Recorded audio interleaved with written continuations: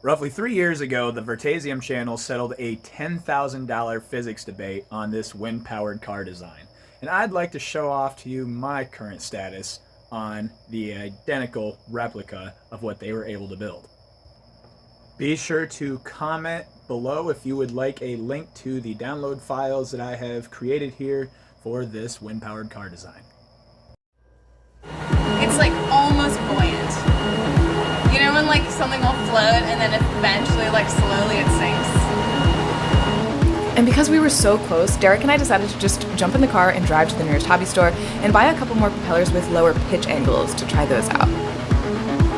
Yeah, I'm gonna make the claim on camera. I think it's gonna work this time. We're changing the propeller. It has to work before we get kicked out of the store.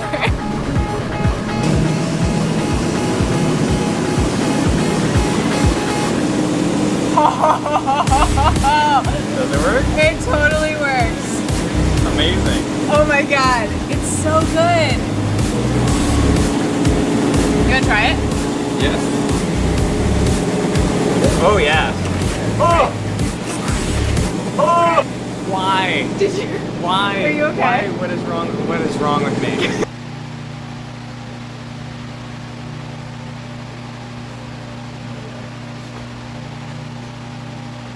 Alright, so I conclude that the blade is not big enough, so we are going to have to correct that for the next video.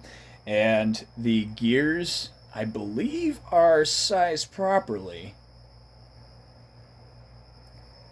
Let me know in the comments below if you have any better input on how I could improve this design. I'm thinking bigger wheels and a bigger turbine in order to get more acceleration, but make sure that the wheels aren't too thick because we'll get too much friction. So I hope you are liking the updates I am sharing so far, and as far as my current status with the water loop idea, Gibbs free energy idea, I am still printing out a water wheel that will be connecting to one of my dodecatron generators using a gear ratio to create a high frequency and hopefully create a loop that can power my pump. So that'll be it for the next video. I hope all of you are liking the updates I am posting so far on these designs. Be sure to check out the Vertasium channel because some very, very smart astrophysicists on that channel. Highly recommend their page. Thank you for watching, everyone.